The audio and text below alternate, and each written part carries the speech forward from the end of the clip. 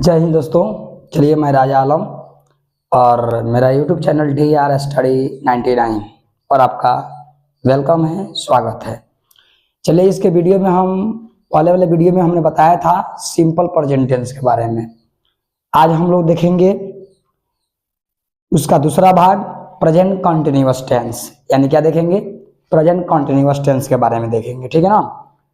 तो हमने इसके पहले वाले वीडियो में बताया था सिंपल प्रेजेंट क्या होता है, और उसके बाद वाले वीडियो में आज हम जो लेकर आए हैं उसका नाम है प्रेजेंट कंटिन्यूअस टेंस।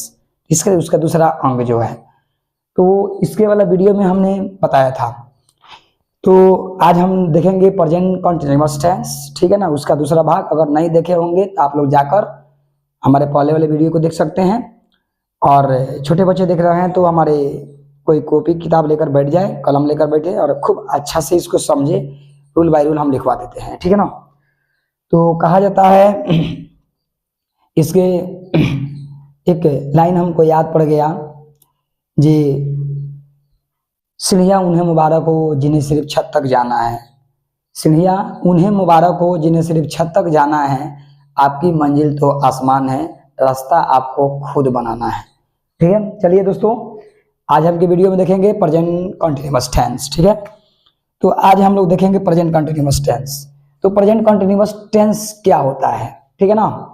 तो प्रेजेंट कंटिन्यूअस टेंस होता है जो, यानी इसका आइडेंटिटी कार्ड होता है कि हिंदी के जिस वाक्य के अंत में क्रिया के बाद यानी रहा है, रही है, रहा हूँ, रही हूँ, रहे हैं इत्यादि रहता है, तो उसे प्रेजेंट कंटिन्यूअस टेंस के वाक्य कहते हैं। टेंस नहीं कहते हैं, प्रेजेंट कंटिन्यूअस टेंस के वाक्य कहते हैं। टेंस और वाक्य में थोड़ा सा अंतर है, ठीक है ना। तो आज हम लोग देखेंगे इसमें क्या, जैसे मान लीजिए आप लोग सुने हुए मैं घर जा रहा हूँ, आई एम गोइंग टू घर, I am going to house. मैं बोल रहा हूँ आई एम स्पीकिंग, तुम बोल रहे हो यू आर स्पीकिंग। मैं लिख रहा हूँ आई एम राइटिंग, मैं जा रहा हूँ आई एम गोइंग, ठीक है ना। मैं खड़ा हूँ आई एम स्टैंडिंग, ठीक है ना। लड़की सोई हुई है द गर्ल इज सिटिंग, लड़की सोई हुई है द गर्ल इज स्लीपिंग, लड़का बैठा हुआ है द बॉय इज सिटिंग, ठीक है ना। तो इसमें तमाम सारी चीज देखेंगे। चलिए, प्रेजेंट कंटिन्यूअस टेंस, ठीक है ना। तो यहाँ पर सबसे पहले हम लोग देखेंगे यानी प्रेजेंट कंटिन्यूअस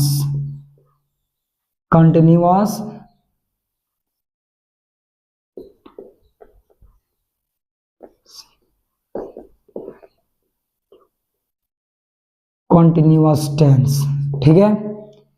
इसको हम लोग हिंदी में कहते हैं अपूर्ण वर्तमान काल, यानी पूर्ण नहीं रहता है, अपूर्ण वर्तमान काल, ठीक है। अपूर्ण वर्तमान काल, अपूर्ण या अप्लस पूर्ण के मेल से बना है, अपूर्ण जो पूर्ण नहीं रहता है सर। तो सबसे पहले यहां पर इसको हम देखेंगे आइडेंटिटी, इसका पहचान क्या होता है, ठीक है। इसका पहचान हम लोग देख लेंगे। तो पहचान में रहता है जो हिंदी के जिस वाक्य के अंत में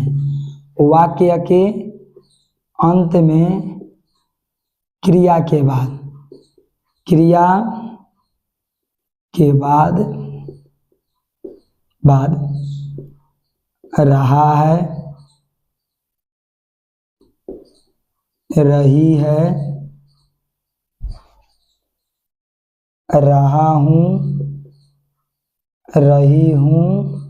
रही है, रहा हूँ, रही हूँ, रहे हैं इत्यादि रहता है, तो उसे प्रेजेंट कंटिन्यूअस टेंस का वाक्य कहते हैं, ठीक है सर। इसमें आप लोग डिफिनेशन है, हिंदी के जिस वाक्य अंत में क्रिया के बाद रहा है, रही है, रहा हूं, रही हूं, रहे हैं इत्यादि रहता है, तो उसे प्रेजेंट कंटिन्यूअस टेंस के वाक्य कहते हैं, टेंस नहीं कहते हैं। जैसे यहाँ पर हम लोग देख रहे हैं, यहाँ पर हम जैसे कहते हैं कि मैं घर जा रहा हूं, तो यहाँ पर देखेंगे क्रिया में मैं घर जा रहा हूं, यानी मेरा क्रिया लगातार है, ठीक है ना। तो मेरा क्रिया क्या है, लगता है। I am going to house. तो इसे हम लोग बनाते हैं तो हम लोग क्या लिखते हैं, मैं का अंग्रेजी आई और इसमें लगता है इज एम आर, तो आई के साथ एम लगता है और हिज हिट नेम के साथ इज लगता है और यू विदे के साथ आर लगता है। आई एम जाना के होता है गो और ये क्रिया लगता है इसलिए V4 लगेगा, गोइंग टू होम या हाउस। ठीक है, जैसे मैं बोल रहा हूँ आई एम स्पीकिंग, मैं बोल रहा हूँ आई एम स्पीकिंग, मैं अंग्रेजी बोल रहा हूँ आई एम स्पीकिंग इंग्लिश। मैं पत्र लिख रहा हूँ आई एम राइटिंग लेटर। मैं पटना जा रहा हूँ I am going to Patna. मैं बेतिया जा रहा हूँ I am going to Bettiah. ठीक है ना, मैं पटना नहीं जा रहा हूँ I am not going to Patna. तो यहाँ पर मैं खड़ा हूँ आई एम स्टैंडिंग। ठीक है ना, मैं बैठा हुआ हूँ आई एम सिटिंग। तुम नहीं बैठे हुए हो, यू आर नॉट सिटिंग। लड़की सोई हुई है and the girl is sleeping. ठीक है ना, तो इसमें रहा रही लगा रहता है। यहाँ पर जैसे मान लीजिए यहाँ पर हम लिखते हैं जी राम आम खा रहा है, आम नहीं खा रहा है, नहीं खा रहा है, तो क्रिया के अंत में क्या आ गया, रा रही। तो राम के जगह पर राम लिखेंगे, राम के साथ इज लगता है और उसके बाद नॉट, अब इसमें V4 कर देंगे, ईटिंग हो जाएगा। क्या खा रहा है जी, मैंगो। तो ये होता है राम आम खा रहा है, Ram is eating mango. Ram आम नहीं खा रहा है, Ram is not eating mango. ठीक है ना, मैं आम खा रहा हूँ आई एम ईटिंग मैंगो, मैं आम नहीं खा रहा हूँ I am not eating mango. ठीक है सर, इसमें ये होता है। अब ये रहता है, आखिर आपने देखा होगा ये यहाँ पर हमने टेंस क्यों नहीं लिखा है। जैसे हम आपको लिखे हैं हिंदी के जिस वाक्य में क्रिया के बाद रहा रही रहता है तो उसे प्रेजेंट कंटीन्यूअस टेंस के वाक्य कहते हैं, टेंस क्यों नहीं कहते। टेंस किसे कहते हैं सर, व्हाट इज टेंस। तो आप लोग बताया था इसके पहले वाले वीडियो में टेंस क्या होता है। टेंस क्या होता है, तो tense is the study of verb forms, यानी टेंस क्रिया के रूपों का अध्ययन है। ठीक है ना सर, तो यहाँ पर हम इस सेंटेंस में, इस टेंस में ये देखा जाता है यदि कोई क्रिया प्रगति पर हो अथवा हो रही होती है तो उसे कंटिन्यूअस टेंस कहते हैं, और यही क्रिया वर्तमान समय में होता है या हो रही होती है तो उसे प्रेजेंट कंटिन्यूअस टेंस कहते हैं। ठीक है, तो यहां पर क्या करते हैं, यहां पर एक जैसे सॉल्यूशन देख लेते हैं। सॉल्यूशन क्या होता है सर, तो सॉल्यूशन में यह देखते हैं जी यदि कोई क्रिया प्रगति पर हो, प्रगति पर हो तथा हो रही होती है तो उसे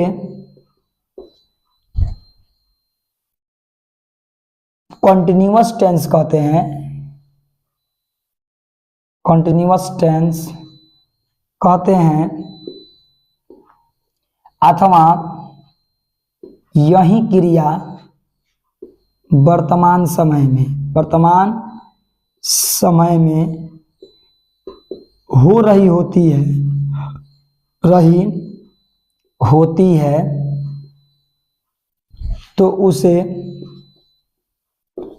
प्रेजेंट कंटिन्यूअस टेंस कहते हैं। यानी इसमें क्रिया लगातार होता रहता है। जैसे मैं बोल रहा हूँ आई एम स्पीकिंग, मेरा बोलने का काम लगातार है। ठीक है ना, मैं लिख रहा हूँ आई एम राइटिंग, तो इसमें क्या करें, मैं लिखने का काम प्रगति पे। मैं जा रहा हूँ सर आई एम गोइंग, तो मेरा जाने का काम लगातार है। तो इसलिए अगर आपसे कोई पूछता है प्रेजेंट कंटिन्यूअस टेंस क्या है, तो यदि कोई क्रिया प्रगति पर हो अथवा हो रही होती है तो उसे कंटिन्यूअस टेंस कहते हैं, और यही क्रिया वर्तमान समय में होती है तो उसे प्रेजेंट कंटिन्यूअस टेंस का टेंस कहते हैं। ठीक है सर, अब इसमें रूल नंबर 1 देखेंगे। रूल नंबर 1 क्या कह रहा है, तो इसमें रूल नंबर 1 होता है जी प्रेजेंट कंटिन्यूअस टेंस में सेंटेंस को बनाते समय सब्जेक्ट के बाद बी ग्रुप के हेल्पिंग वर्ब या auxiliary verb is am are का यूज किया जाता है। देखिए इस टेंस में जैसे हम बनाएंगे बाबू, तो इसमें क्या होगा, ये सब्जेक्ट के बाद 3 गो हेल्पिंग वर्ब लेंगे, उसका नाम है इज एम आर, और ये किस ग्रुप का है, तो बी ग्रुप का है। बी ग्रुप में is am are was were आते हैं, लेकिन ये बी ग्रुप के हेल्पिंग वर्ब है। अब आपसे कोई क्वेश्चन कर देगा बी ग्रुप के हेल्पिंग वर्ब कौन है, तो is am are was were, तो ये सब्जेक्ट के बाद इसमें से आएंगे। अब ये रह गया आखिर इज किसके साथ, एम किसके साथ और आर किसके साथ, तो सब इसमें सब्जेक्ट के बाद इज का प्रयोग हम उसके साथ करेंगे जो ही सी इट वन नेम हो थर्ड पर्सन में, तो उसके साथ इज, और ओनली वन आई के साथ मैं के अर्थ में एम का प्रयोग करेंगे, और आर का प्रयोग करेंगे जहां पर यू वी दे और अधिक नाम रहते हैं वहां पर आर लगता है। ठीक है सर, तो इसको रूल बाय रूल देख लेते हैं। तो रूल नंबर नेक्स्ट 2 नंबर, यानी प्रेजेंट कॉन्टिन्यूअस टेंस में सेंटेंस को बनाते समय इज का प्रयोग थर्ड पर्सन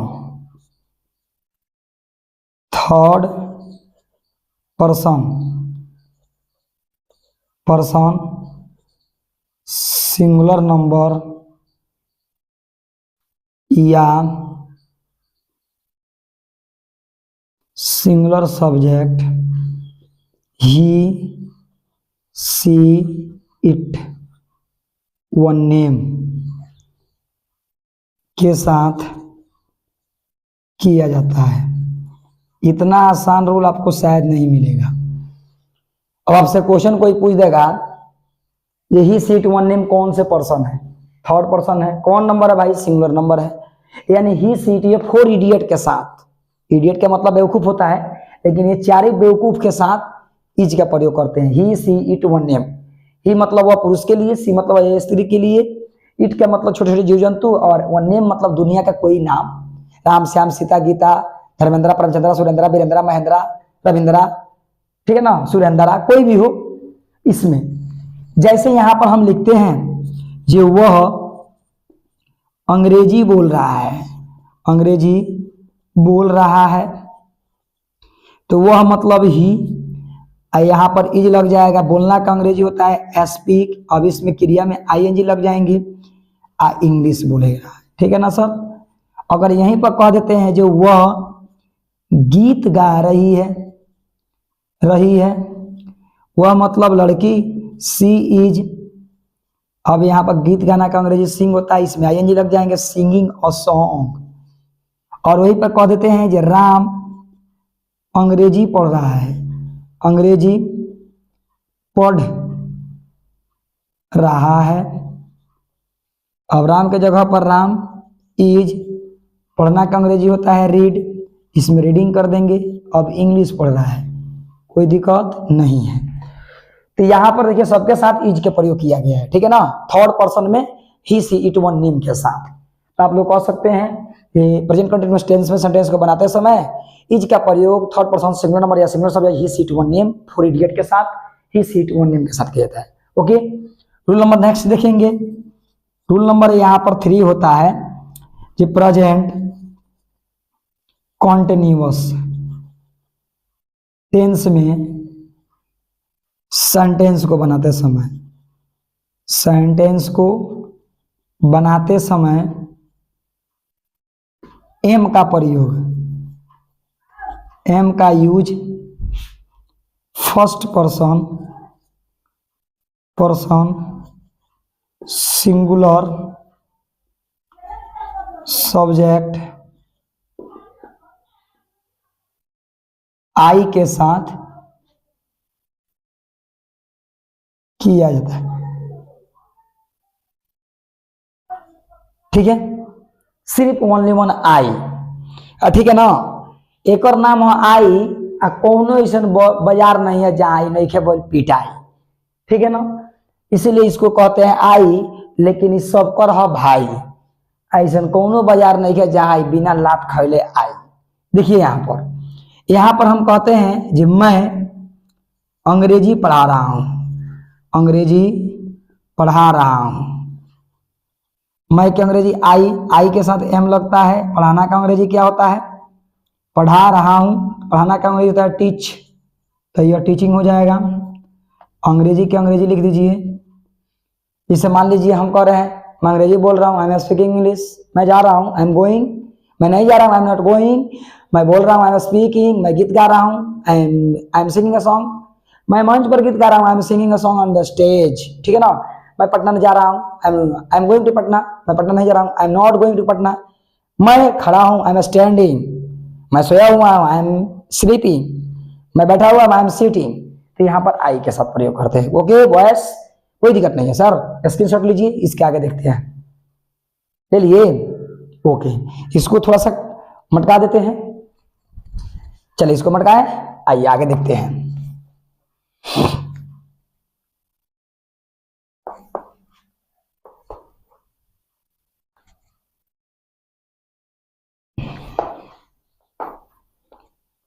अब आते हैं यहाँ पर आर का प्रयोग।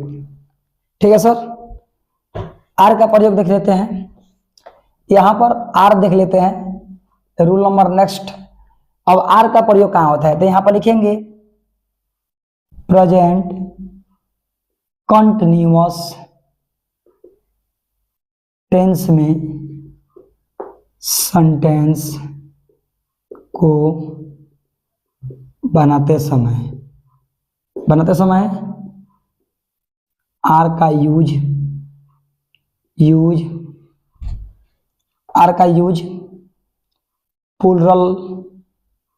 प्लूरल नंबर या प्लूरल सब्जेक्ट यू वी दे तथा एक से अधिक नामों के साथ किया जाता है। कोई दिक्कत? यानी आर का प्रयोग होता है प्लूरल सब्जेक्ट के साथ, यानी यू भी दे के साथ और अधिक नाम रहेंगे, जैसे राम और श्याम। वहां पर जैसे ये तुम पढ़ रहे हो, तुम मतलब यू के संगे आर, पढ़ना का अंग्रेजी रीड होता है, इसमें रीडिंग कर दीजिए। जैसे हम कहते हैं जो हम लोग गीत गा रहे हैं, तो इसमें हो जाएगा वी आर, ठीक है ना, सिंगिंग अ सॉन्ग। जैसे यहाँ पर कह लेते हैं जो वे लोग पढ़ा रहे हैं। वे लोग का अंग्रेजी होता है दे के संगे आर, पढ़ाना का अंग्रेजी होता है टीच, तो ये हो जाएगा टीचिंग, ठीक है।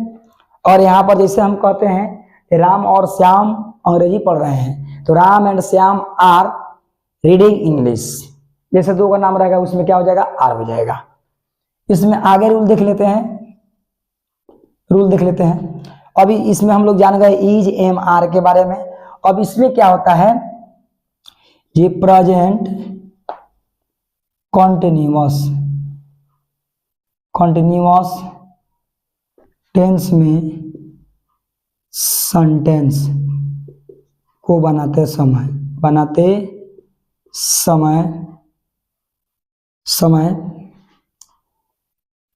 यानी helping verb is am are के बाद क्रिया में the fourth form of the verb अर्थात V4 का यूज किया जाता है, यानी क्रिया में ING किया जाता है। इसमें वर्ब का फोर्थ फॉर्म लगता है, चौथा रूप लगता है। आईएनजी कहिए या V4 कहिए, एक ही बतिया है, तो इसमें लगता है, ठीक है ना। इसमें ईजेएमआर के बाद आप लोग V4 कर दीजिएगा। ओके, रूल नंबर नेक्स्ट देख लेते हैं। यहां पर लिख देंगे कि प्रेजेंट कंटिन्यूअस टेंस में सेंटेंस को बनाते समय यदि क्रिया लगातार हो तथा उसमें रहा है, रही है, रहा हूँ, रही हूँ, नहीं हो तो उस सेंटेंस को प्रेजेंट कंटिन्यूअस टेंस में ही बनाए जाते हैं।